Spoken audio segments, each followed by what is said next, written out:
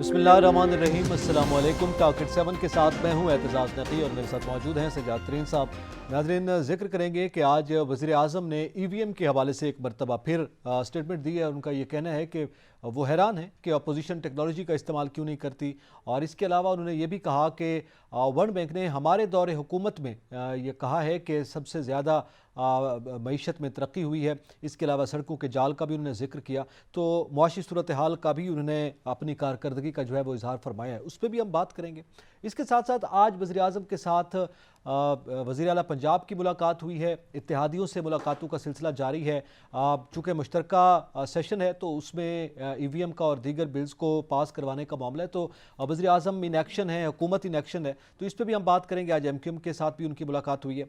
और इसके साथ साथ हम जिक्र करेंगे कि आज इस्लामाबाद हाई कोर्ट में वो हल्फनामे का मामला जो गुज़िश्ता रोज़ से ख़बरों का हिस्सा है और सर फहरिस्त उसको डिस्कस किया जाता रहा है, आज इस्लामाबाद हाई कोर्ट में जस्टिस राना शमीम हल्फनामे केस की समाअत हुई है और उसमें कुछ रिमार्क्स भी आए हैं इस्लामाबाद हाई कोर्ट के चीफ जस्टिस की जानिब से, और कुछ मामलात भी आगे बढ़ाने की बात की गई है। और सिर्फ ये नहीं बल्कि इसके साथ साथ फवाद चौधरी साहब ने भी इस पे बयानात दिए हैं, मुराद सईद साहब भी इस पे बोले हैं, शाहिद खान अब्बासी साहब ने भी इस पे बात की है। तो सियासी तौर पर भी जो गिव एंड टेक का मामला है वो भी चला है। इसके साथ साथ हम बात करेंगे कि आज ना सिर्फ हुकूमत इन एक्शन है बल्कि पार्लियामेंट के मुश्तरका सेशन को लेकर अपोजिशन भी जो है वो एक्टिव हुई है, और उनके दरमियान आज मुशावरती इजलास हुआ है मियां शहबाज शरीफ के साथ और तमाम अपोजिशन जमातों का, और ये तय पाया है कि पार्लियामेंट के मुश्तरका सेशन में एक तो हाज़िरी यकीनी बनाई जाएगी तमाम अपोजिशन पार्टीज़ के अराकीन की, और इसके साथ साथ डट कर मुकाबला किया जाएगा। और इसके साथ साथ थोड़ी सी मईशत का भी जिक्र करेंगे। आज वज़ीर ख़जाना शौकत तरीन साहब ने इस पर बात भी की है।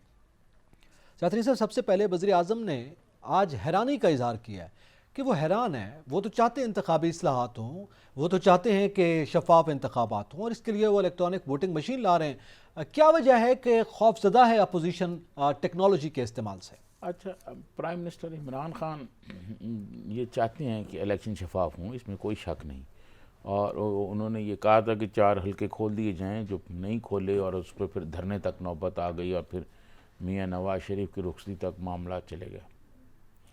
इलेक्शन मुल्क में शफाफ होने चाहिए, हर पार्टी ये चाहती है, लेकिन शफाफ होने का मतलब ये नहीं है कि जो प्राइम मिनिस्टर कहते हैं शफाफ है तो सारे मान लें। प्राइम मिनिस्टर इमरान खान को ये चाहिए था कि ये जो मशीन का मसला है इस पर सारी अपोजिशन को बुलाकर और ब्रीफिंग दी जाती। अपनी पार्टी जो है इंट्रा पार्टी इलेक्शन, PTI तो इंट्रा पार्टी इलेक्शन कराती है जी, और पॉपुलर पार्टी है, इक़्तिदार में है, वो इंट्रा पार्टी इलेक्शन कराते और TV कैमरों के सामने लोग देख रहे होते कि ये मशीन किस तरह ऑपरेट कर रही है, इसमें कोई 2 नंबरियाँ तो नहीं हो रही। हमारे मुल्क में 2 नंबर काम बहुत ज़्यादा होते हैं, ठीक है जी। अब आप ये देखें, जो पिछले इलेक्शन हैं जिनको आज तक अपोजिशन नहीं मान रही, वो इसीलिए नहीं मान रही ना कि RTA सिस्टम बैठ गया और बिल्कुल आखिरी लम्हात पर बैठ गया।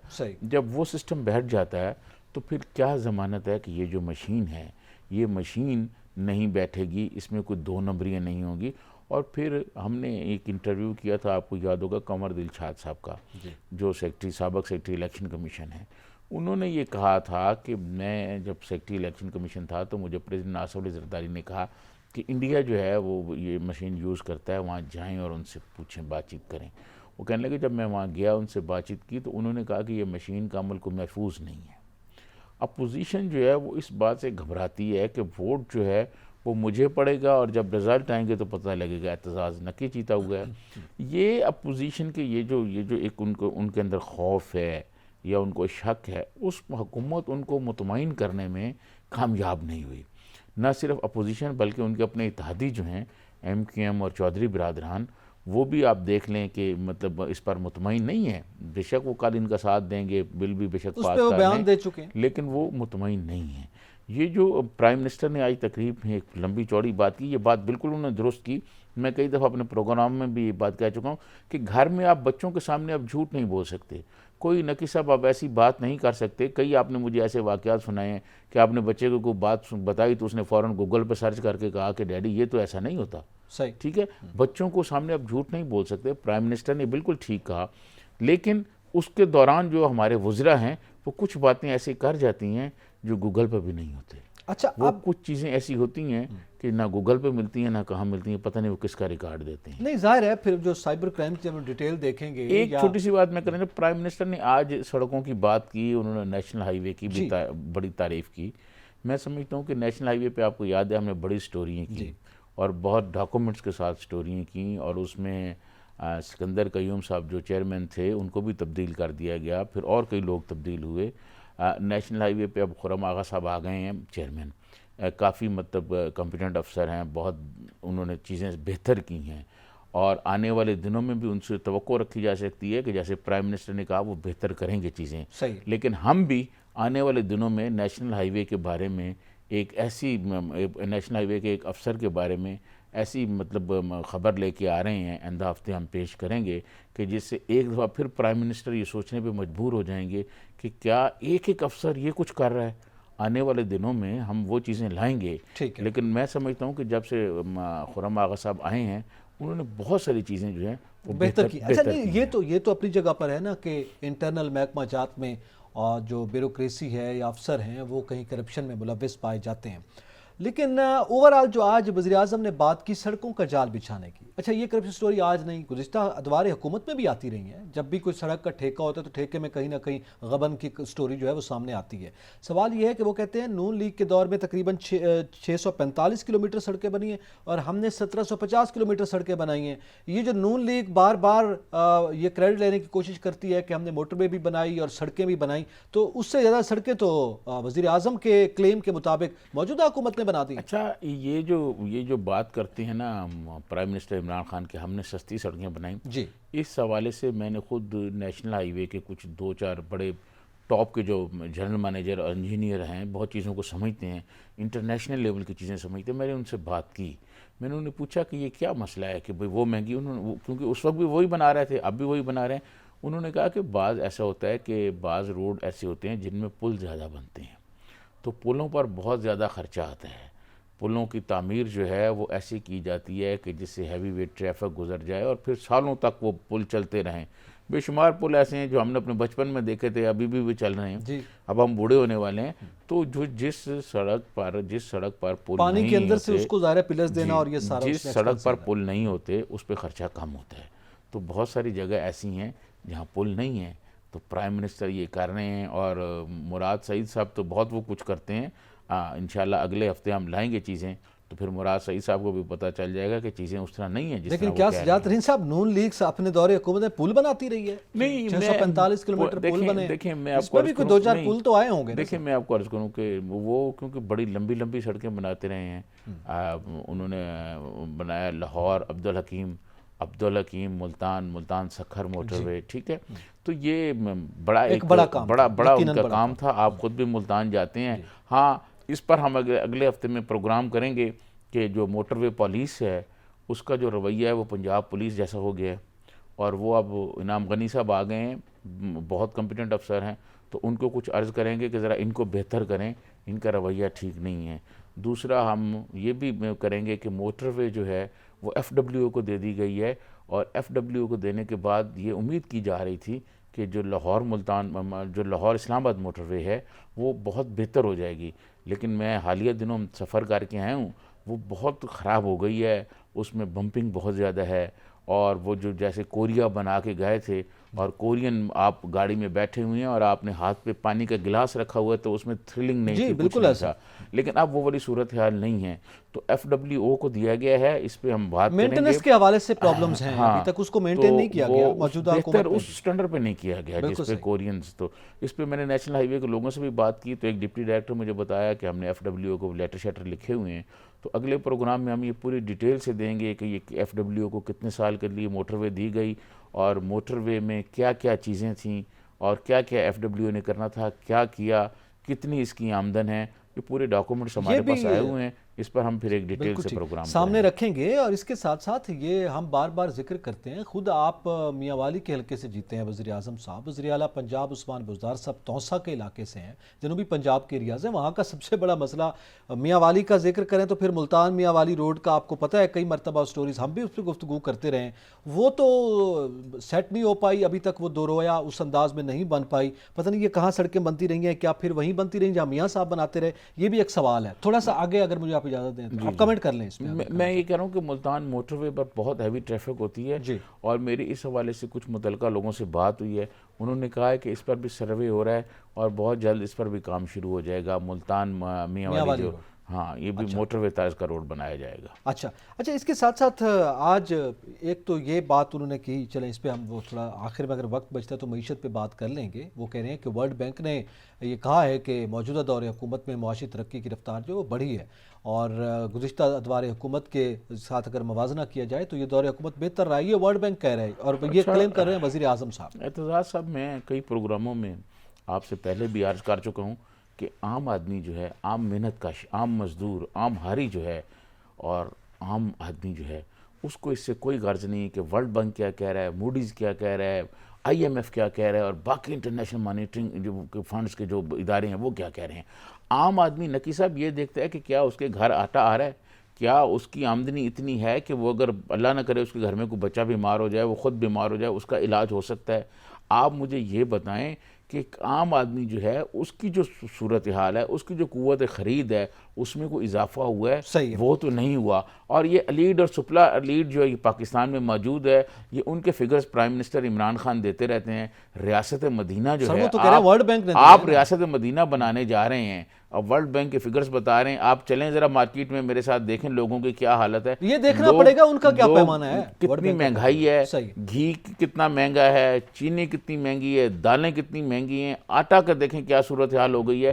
یہ تو غریب آدمی کی چیزیں ہیں جی، یہ اتنی مہنگی ہو گئی ہیں، اور آئی ایم ایف اور ورلڈ بینک ہمیں کہے جی آپ نے تو بہت اچھا کر دیا اور سب، غربت میں کمی ہو گئی ہے۔ عام آدمی کو اس سے کوئی غرض نہیں ہے۔ عام آدمی کو یہ غرض ہے کہ کیا اس کا جو گھر ہے وہ چل رہا ہے، اس کو 3 وقت کھانا مل رہا ہے، اب وہ تو نہیں مل رہا۔ جب ہم نے یہاں گیس کی بات کی تھی تو بہت لوگوں نے مجھے فون کیا جی یہ نہیں ہے کہ سردیوں میں گیس کا بحران گیا، اب آپ دیکھیں کیا صورتحال بن رہی ہے۔ بالکل حالات چوں کہ توں ہیں، اور اس پہ ہم آخر میں بھی اس پہ تھوڑا ذکر کریں گے، وہ آج وزیر خزانہ صاحب بولے ہیں، لیکن اس کے ساتھ ساتھ آج وزیر اعظم کے ساتھ تھوڑا اتحادیوں کی پھر ملاقاتیں بھی ہیں، وزیر اعلیٰ پنجاب کی ملاقات ہے، اس کا بھی ذکر کرتے ہیں، اور دوسری جانب بھی صورتحال کچھ ایسی ہے، اس پہ بات کریں گے ایک بریک کے بعد، ہمارے ساتھ رہیے گا۔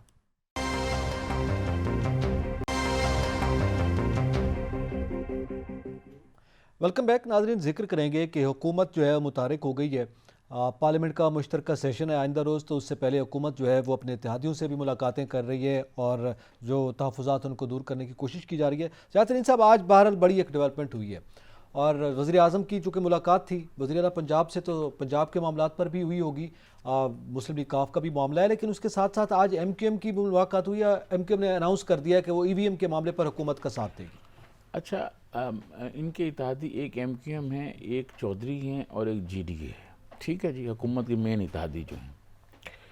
تو ایم کیو ایم نے تو یہ کہہ دیا ہے کہ وہ کریں گے، لیکن چودھریز کو آپ دیکھیں کہ چودھری پرویز الہی جو ہے، وہ ایسے آدمی ہیں کہ وہ روز روز ٹویٹر پہ اپنا کوئی میسیج نہیں چھوڑتے، 2 مہینے 2.5 مہینے کے بعد کل انہوں نے ایک ٹویٹر پہ میسیج چھوڑا ہوا تھا، اور اس میں بھی کوئی شک نہیں کہ یہ ہر کسی کو پتہ ہے کہ چودھری جو ہیں وہ اسٹیبلشمنٹ کے ساتھ سیاست کرتے ہیں، اسٹیبلشمنٹ کے ساتھ مل کے کرتے ہیں، اور اسٹیبلشمنٹ جو ان کو کہتی ہے وہ اسی پہ عمل درآمد کرتے ہیں، یہ تو ہر کسی کو پتہ ہے۔ صحیح ہے۔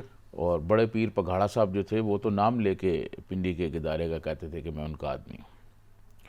تو اب یہ تو بات ٹھیک ہے کہ اتحادی جو ہیں وہ ایم کیو ایم نے اعلان کر دیا، چودھریوں نے بھی ایسا کوئی اعلان نہیں کیا کہ چودھریوں کی جانب سے کوئی ایسا اعلان آیا ہو کہ جی کل فواد چودھری صاحب اور شیخ رشید صاحب نے تو یہ بول دیا نا کہ سب اتحادی راضی ہو گئے ہیں، اس لیے ہم مشترکہ سیشن بلا رہے ہیں۔ دیکھیں، میں نے بھی کل آپ کو یہ بتایا تھا کہ میں نے ایک وزیر سے پوچھا کہ سارے اتحادیوں کو ناراض ہو گئے ہیں، ان کو منانے کے لیے منت سماجت کوئی ہو رہی ہے، تو انہوں نے کہا تھا ہم ان اتحادیوں کی منت سماجت کیوں کریں، ہم ان کی منت سماجت کیوں نہ کریں جن کی وجہ سے یہ ہمارے ساتھ ہیں۔ تو بس پھر جو پہلی بات آپ نے کی، اگر وہاں سے ہو جاتا ہے تو اگر دیکھیں میری بات سنیں، اگر کوئی ایسی صورتحال ہو بھی جاتی ہے تو یہ زیادہ دیر چل نہیں پائے گی، کیونکہ اگر یہ حکومت چلیں اس پہ بات کرتے ہیں طریق صاحب، اس پہ بات کرتے ہیں. Sorry to cut you. بات یہ ہے کہ ابھی یہ جو ای وی ایم کا معاملہ ہے، اس کا پاس ہونا یا نہ ہونا، اس پہ وزیر اعظم بڑے کانفیڈنٹ ہیں. اور آج انہوں نے ایک کمنٹ کیا، ایک جب صحافی نے سوال کیا، ذرا میرے خیال میں پہلے وہ سن لیں کہ وزیر اعظم صاحب سے کیا سوال ہوا اور انہوں نے کیا جواب دیا. جی سنائیے گا. سر کبھی کبھی کمنٹ کر جایا کریں سر. جو سپورٹس مین ہوتا ہے نا، وہ جب قدم رکھتا ہے نا گراؤنڈ میں تو وہ ہمیشہ سمجھتا ہے وہ جیتے گا. Thank you.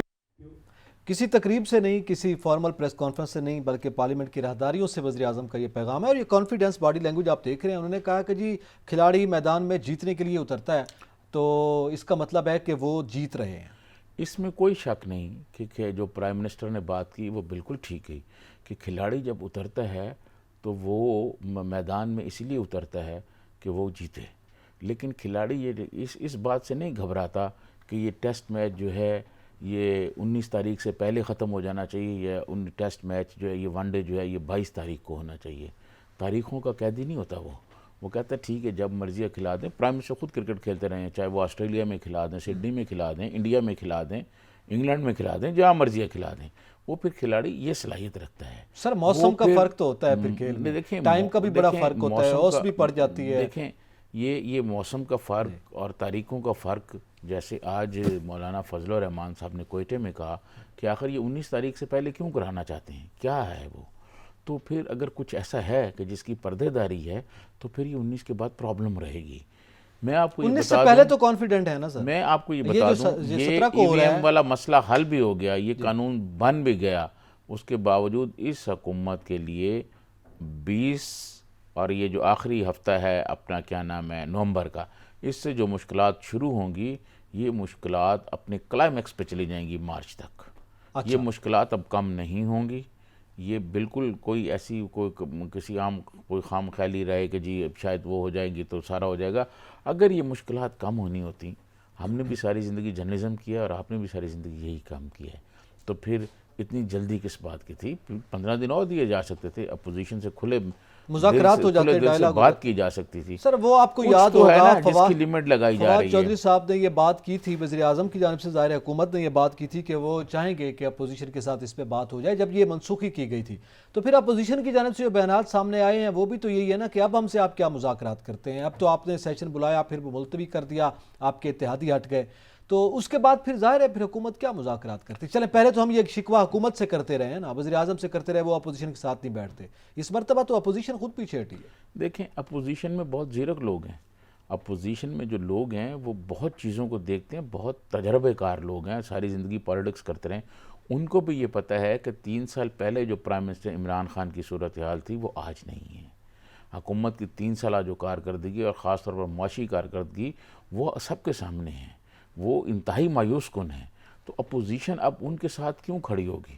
اپوزیشن تو اب ان کے ساتھ اپوزیشن تو یہ کوشش کرے گی کہ جب ان کو موقع ملے. ڈائیلاگ کی بات ہے نا، کھڑے ہونا تو چلیں وہ تو بات کا معاملہ ہے نا، مذاکرات تو ہو سکتے تھے. اپوزیشن کوئی مذاکرات نہیں کرے گی کیونکہ اپوزیشن یہ جانتی ہے کہ اب مذاکرات کا ٹائم گزر گیا ہے. دیکھیں آپ کو پتہ ہے شیخ رشید صاحب اکثر بڑے جوش کے انداز میں کہتے ہیں کہ پالیٹکس میں ٹائم بڑا اہم ہوتا ہے. جی بڑا ٹائم اہم ہوتا ہے. وہ قربانی سے پہلے بھی قربانی کی باتیں کرتے تھے.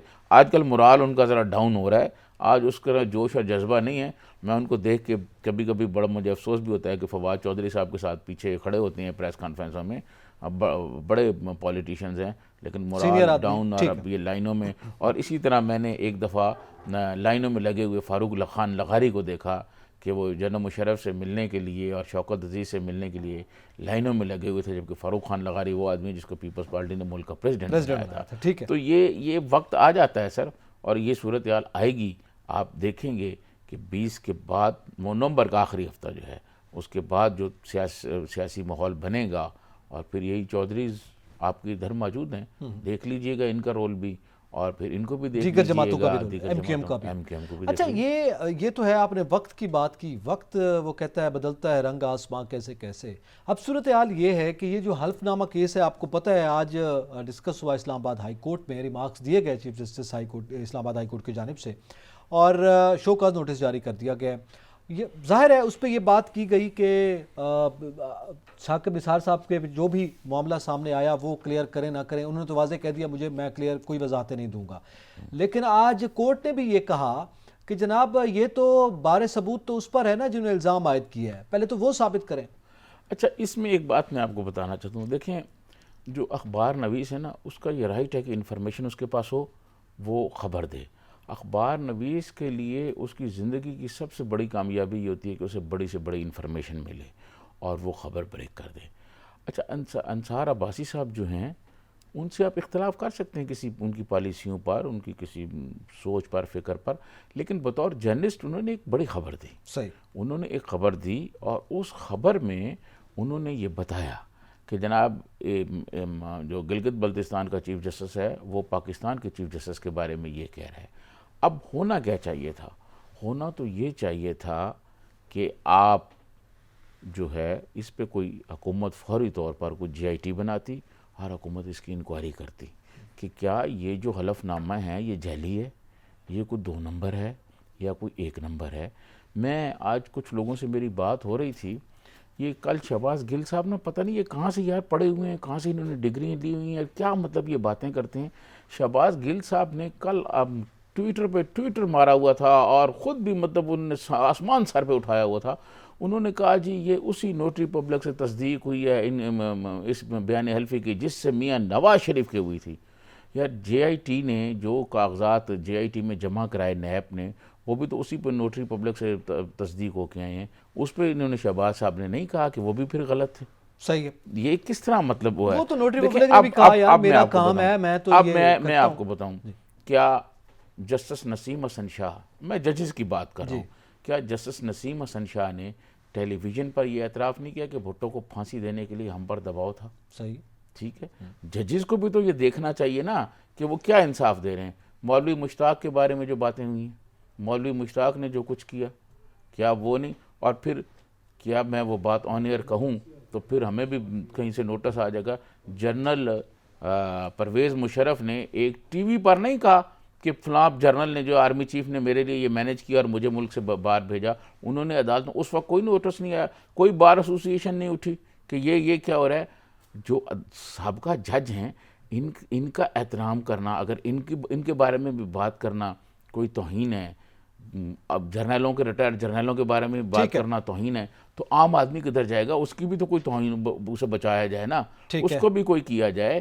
بات یہ ہے کہ اس پر ایک پورا ہونا چاہیے، ایک اعتماد بحال کیا جائے عدلیہ پر۔ اس پر ایک کمیشن بننا چاہیے اور یہ انکوائری کرنی چاہیے کہ کیا یہ جو رانا شمیم صاحب نے باتیں کہی ہیں یہ 2 نمبر باتیں ہیں، یہ اصلی باتیں ہیں، یہ جعلی ہے، اور پھر اگر یہ اصلی ہے تو یہ 3 سال کیوں خاموش رہے؟ بالکل دیکھیں ایک سچ اگر آپ کے پاس 3 سال کے بعد بھی منظر عام پر آتا ہے تو آپ اسے یہ تو کہہ کہ نہیں نظر انداز کر سکتے نا کہ یہ سچ ہے اور 3 سال کے بعد تو آیا ہے۔ پیپر جرنلسٹ نے کیوں چھاپا؟ وہ تو یقینی طور پر جب بھی اس کے سامنے سٹوری آئے گی وہ اسی وقت ہی چھاپے گا۔ ایک چھوٹی سی بات میں آپ کو اور بتا دوں، اگر ٹائم ہے آپ کے پاس، اگر آپ نے سر بریک اگر آپ اجازت دیں میں کہتا ہوں کہ پہلے ہم ذرا گفتگو سن لیں، اس پہ یہی بات شاید خاقان عباسی صاحب نے بھی کی ہے اور آج مفاہمت کے بادشاہ بھی اس پہ بولے ہیں، اس پہ بھی کرتے ہیں۔ پہلے شاید خاقان عباسی صاحب کی سنائیے گا، انہوں نے کیا کمنٹ کیا ہے جی۔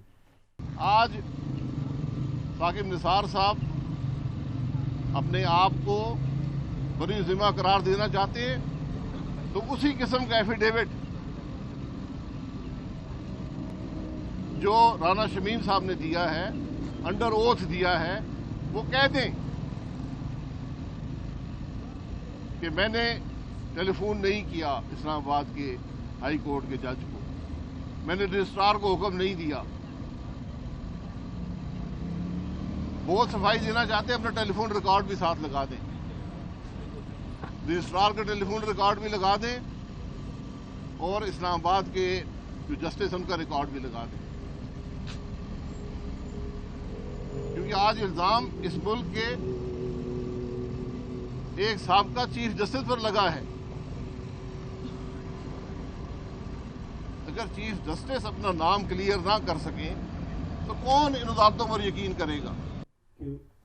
جی گفتگو آپ نے سنی شاہد خاقان عباسی صاحب کی۔ سیادت علی صاحب، میں نے شروع میں اس موضوع کو شروع کرنے سے پہلے یہ کہا تھا کہ بدلتا ہے رنگ آسماں کیسے کیسے. مسلم لیگ نون کے سابق وزیر اعظم شاہد خاقان عباسی یہ بات کر رہے ہیں کہ اس ملک کے سابق چیز پر یہ الزام لگا ہے وہ وضاحت کریں. آپ یقینی طور پر ہم گزشتہ روز بھی اس پہ بات ہوتی رہی ہے, عام طور پہ پہلے بھی ہوتی رہی ہے کہ بلکہ فواد چودھری صاحب بھی بولے ہیں, مراد سعید صاحب بھی, کہ یہ عدلیہ کو ہمیشہ انہوں نے کوشش کی ہے کہ اپنے ڈگر پہ چلانے کی, اور مسلم لیگ نون کی بہرحال سیاست کا یہ ایک بڑا واضح طور پر ہمیں نظر آتا رہا ہے. تو آج یہ بات کر رہے ہیں عدلیہ کے حوالے سے, تو یہ جو تبدیلی ہے یہ واقعی مسلم لیگ نون کے اندر آ چکی ہوئی ہے. دیکھیں, یہ ہر جماعت جو ہے اس کی اپنی سیاست اور اپنا سچ ہے. ہر سیاست کی اپنی جمہوریت ہے, ہر جماعت کی اپنی جمہوریت ہے, اس میں کوئی شک نہیں. مجھے یقین ہے کہ آپ پریزیڈنٹ آصف علی زرداری کی بات کو پھر وہ کرنا چاہتے ہیں کہ انہوں نے یہ ٹھیک کہا کہ جسٹس قیوم کو انہوں نے خود فون کیے, انہوں نے کہا کہ بے نظیر بھٹو کو یہ سزا دی جائے, یہ خود اپنے, لیکن اب وہ شاید کچھ ان کے ساتھ ہو رہا ہے ابھی نہیں, اس سچویشن میں جو ان کے ساتھ ہو رہا ہے اس لیے یہ بول رہے ہیں. اچھا, لیکن ظاہر ہے بذات خود جو معاملہ ہے اس میں ایک جانب آپ یہ سمجھتے ہیں کہ عدلیہ کو بالخصوص جیسے ثاقب نثار صاحب کو اپنے آپ کو واضح کرنا چاہیے. دیکھیں ان کو وہ واضح, تو کہہ رہے ہیں میں کوئی وضاحت نہیں دے رہا, میری کوئی ایسی بات نہیں ہوئی, میں تو یہ چاہ رہے تھے کہ ان کو ترقی دے دوں. یہ جو ریٹائرڈ جج ہیں جی, یہ کوئی فرشتے تو نہیں ہے نا.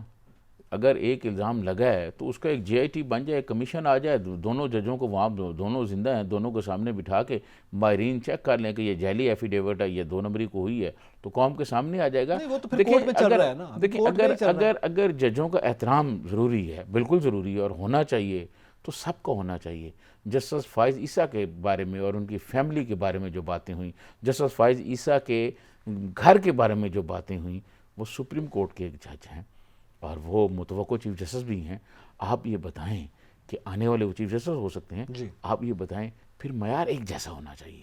معیار یہ نہیں ہونا چاہیے کہ جناب یہ والے ٹھیک ہیں اور یہ والے ٹھیک ہیں. پھر جسٹس صفدر کا بھی ہونا چاہیے کہ انہوں نے کیا, ان کو کیوں نکالا گیا تھا اور کیسے اس ملک سے وہ گئے, جو بھٹو صاحب کے بینچ میں تھے جنہوں نے اختلاف کیا تھا اس فیصلے سے. دیکھیں, بات یہ پھر تاریخ ہے, تو پھر جب مولوی مشتاق بھی آئے گا اس میں ساری چیزیں آئیں گی, تو پھر اب حالات اگر اس طرح آ ہی گئے ہیں تو پھر سب کے ساتھ ایک جیسا سلوک ہونا چاہیے. اچھا, یہ تو ایک بات ہے نا. اب آپ نے جیسے ذکر کیا نا زرداری صاحب کا, ابھی مجھے بریک کی طرف بڑھنا ہے ذرا, پھر اس کے بعد ان کی بات بھی کرتے ہیں اور پھر اپوزیشن کی سیاست کا بھی ذکر کرتے ہیں کہ وہ کہاں پہ کھڑے ہیں. آج جو بیان آیا ہے اور پھر جو اس وقت پریکٹس چل رہی ہے اس میں تھوڑا سا فرق دکھائی دیا ہے. ناظرین, یہاں پہ وقت پہ ایک بریک کا, ہمارے ساتھ رہیے گا.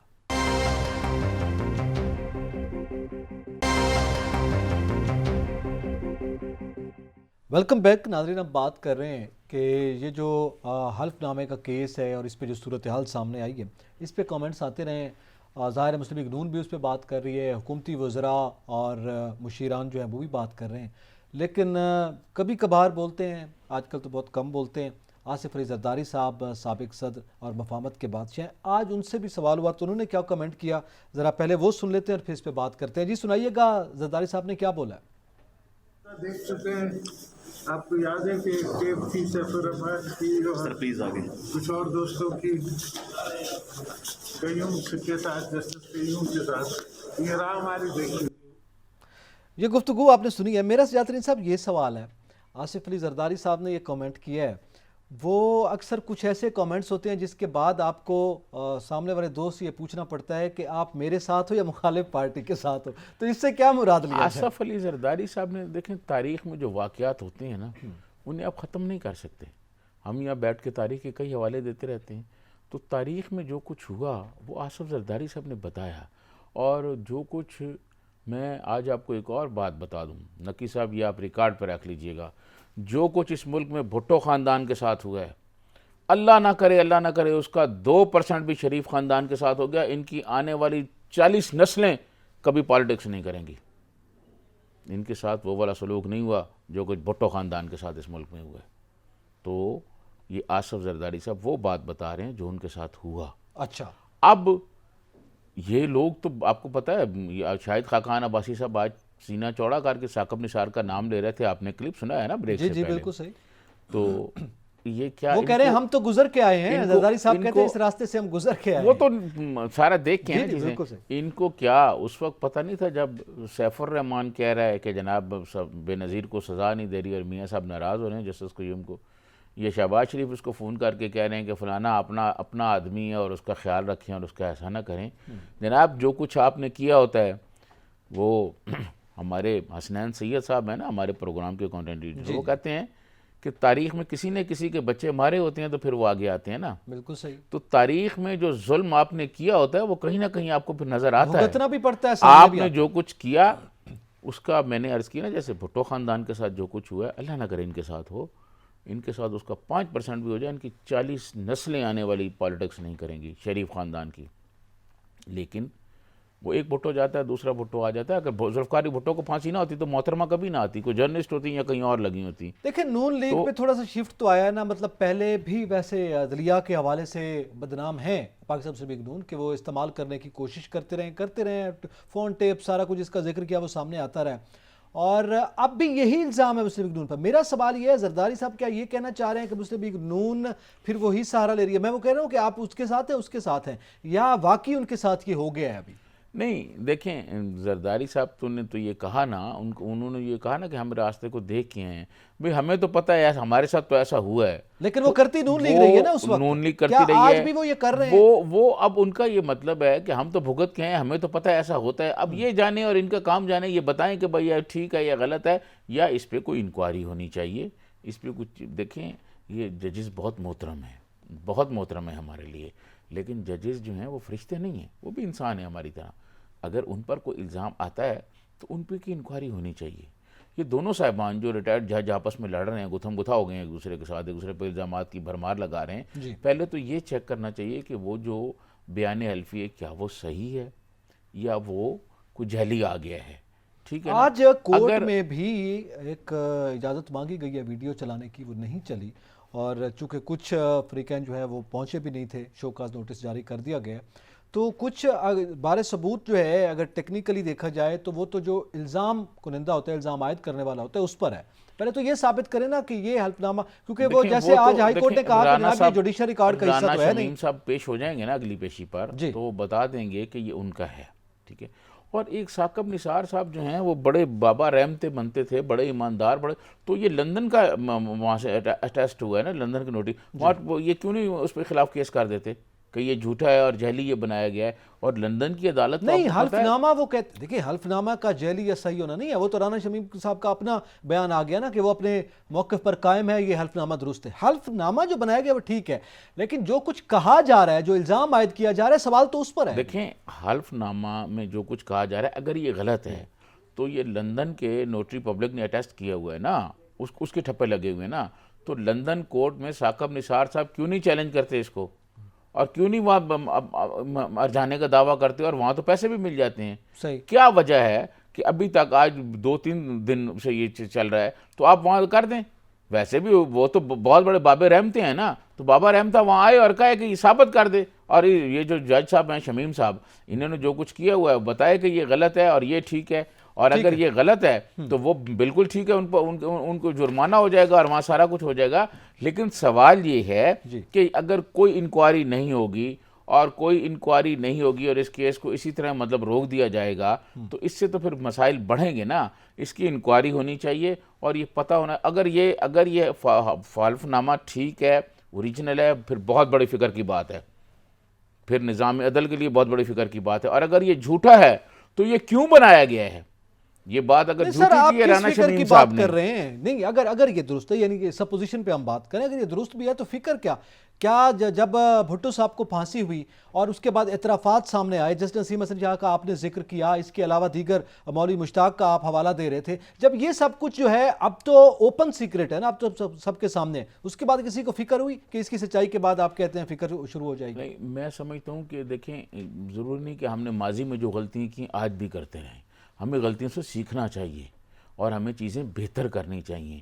اس طرح نہیں ہے کہ آپ کہیں جی بس جو ماضی میں جو ہو گیا تو اب بھی ہونے دیں, ایسا تو نہیں چلے گا نا. فکر تو کسی نے میں پہلے نہیں کی, لیکن اب تو کرنی چاہیے نا, اب تو کرنی چاہیے. اگر ایسا ہوا ہے تو اگر یہ ٹھیک ہے, اگر کی بات کر رہا ہوں, اگر یہ ٹھیک ہے اور یہ واقعات سچ ہیں پھر تو بہت بڑے فکر کی بات ہے سر. تب بھی فکر کی بات ہے اگر ٹھیک نہیں ہے, اور تب بھی فکر کی بات ہے سر. اگر ٹھیک نہیں ہے تب بھی فکر کی بات ہے, لیکن پھر اس پہ ایکشن ہونا چاہیے. اور جو آدمی جھوٹا بیان حلفی دے اور اس میں اس کے پاس سچائی کے لیے کہنے کے لیے کچھ نہ ہو تو اس کو پھر قرار واقع سزا ملنی چاہیے. اچھا, اسی سے ریلیٹڈ ایک اہم ڈیولپمنٹ جو ہے وہ سامنے آئی ہے, ایک اہم خبر ہے, وہ اپنے ناظرین کے ساتھ بھی شیئر کر دیتے ہیں اور اپنے پروگرام میں بھی یہ شیئر کر دیتے ہیں کہ یہ جو اس کو نوٹس دیا گیا ہے, اس میں پاناما ریفرنس میں سابق چیف جج گلگت بلتستان کے الزامات پر از خود نوٹس کیس چیف جسٹس اطہر من اللہ نے 6 صفحات پر مشتمل تحریری حکم نامہ جو ہے وہ جاری کر دیا ہے.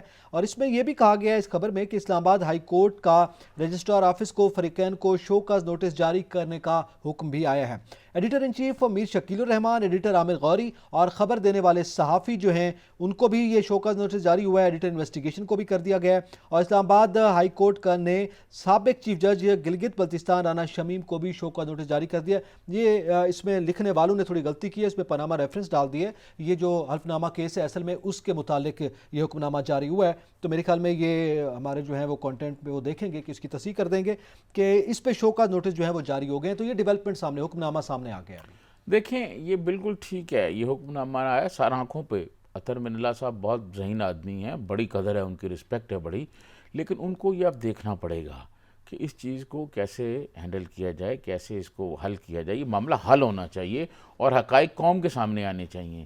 اب بدقسمتی یہ ہے کہ ہمارے ملک میں جو حقائق ہیں وہ قوم کے سامنے نہیں لائے جاتے.